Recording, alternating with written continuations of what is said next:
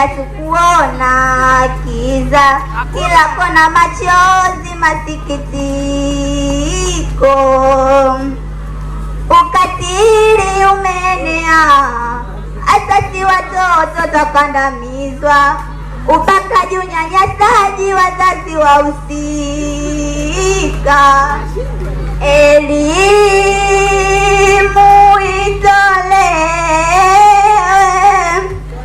Elimu itolewe hata kwa wale walemavu.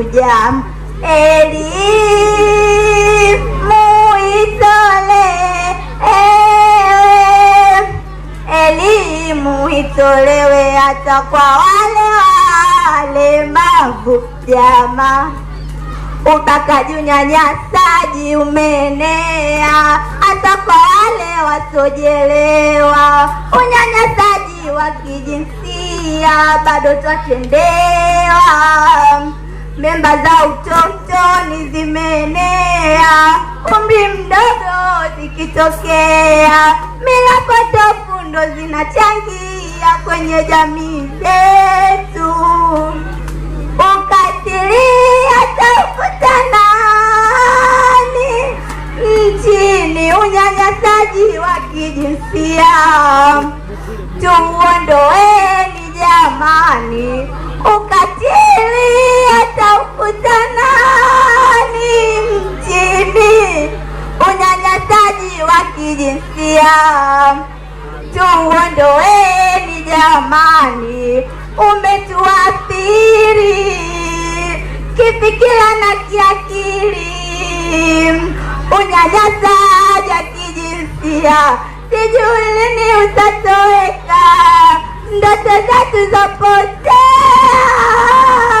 tusipende sana lifti, mayai, kuku na chipsi, tuzitoweke.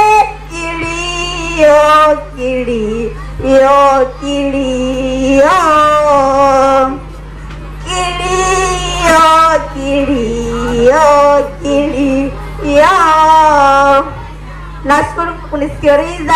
Nyimbo hii imeandaliwa na mimi Asha Ahmad Hamisi, ni mwanafunzi wa Form 4.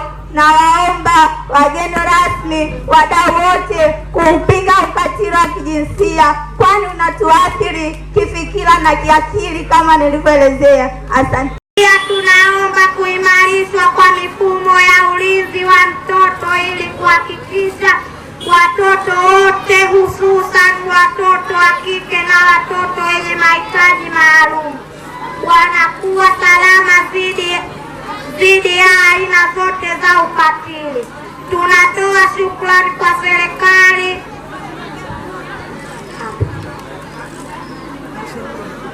Action Aid na wadau wengine kwa juhudi wanazoendelea kufanya katika kuboresha mazingira ya elimu, huduma za maji na ustawi wa watoto katika jamii zetu.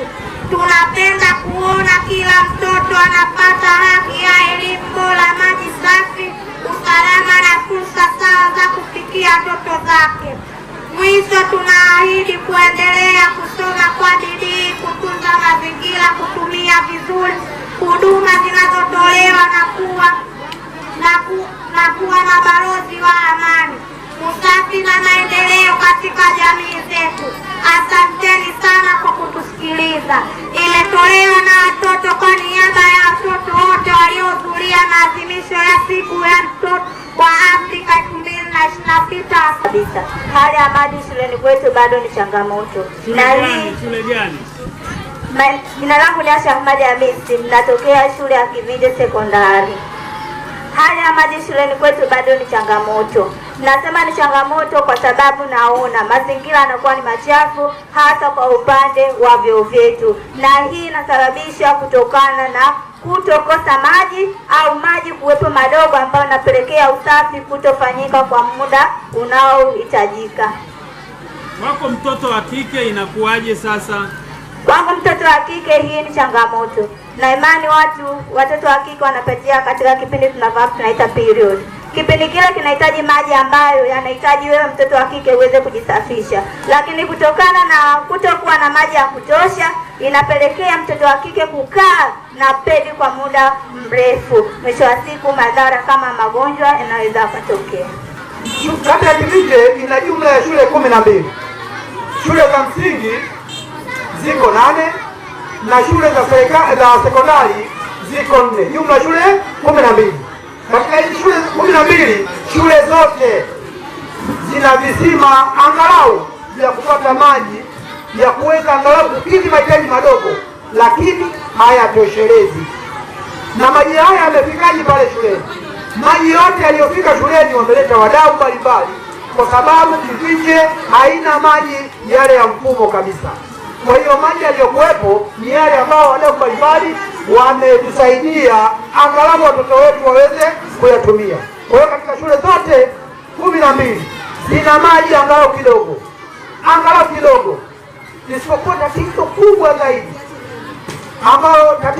zaidi ambao hawana hata namna ya kupata maji, ambao hata kisima kidogo hawana, kwenye shule ya sekondari Dodomezi. Lakini ukienda shule ya msingi Matandu, wana maji yamechimbwa na wadau yanatumika. Ukienda shule ya sekondari Dodomezi, wana maji wameyatoa pale Mashujaa yanatumika. Ukienda shule ya msingi Namurukuru, pana maji yamechimbwa na wadau yanatumika. Ukienda shule ya msingi Mzizima, wana maji wamechimba wadau yanatumika. Ukija shule ya msingi Sigino, kuna maji yametolewa Sigino yanakuja pale katika shule yanatumika. Ukienda shule ya msingi Milamba, wana maji yanakuja pale yanatumika. Ukienda sekondari ya Kivinje, kuna maji yanatumika, lakini maji haya ni machache. Ukija shule ya msingi Kivinje, na wenyewe wana maji kwa uchache sana, yamechimbwa na wadau yanatumika, lakini maji haya hayatoshi kwa matumizi ya wanafunzi na walimu wanaokaa pale na jamii inayowazunguka. Kimsingi maji yakiwepo shuleni yanatakiwa yatumike na wanafunzi, walimu na jamii inayowazunguka.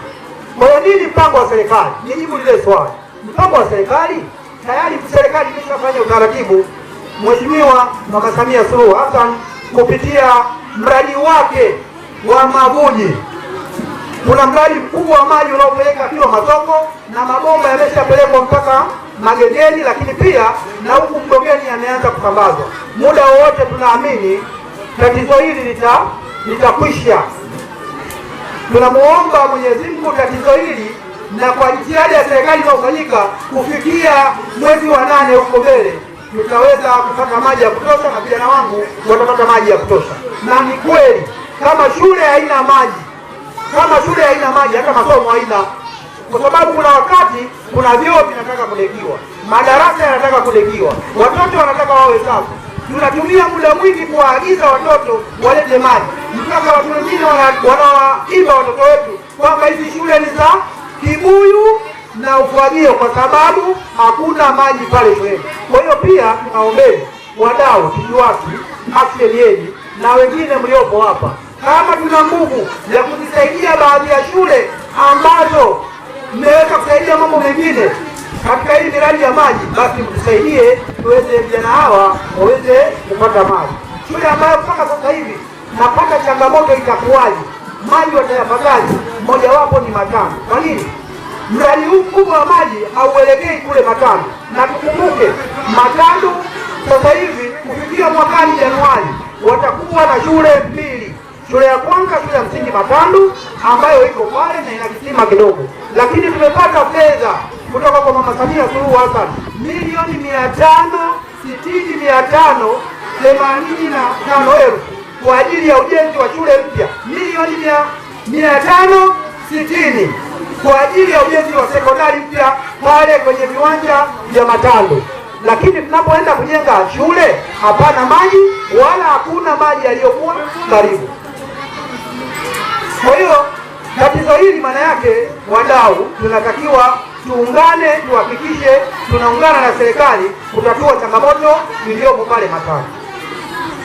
Changamoto nyingine ambayo ipo katika hizi shule zingine, ninaamini itatatulika, kwa sababu mradi mkubwa wa maji ukianza, maji yatasambaa katika hizi shule zote, lakini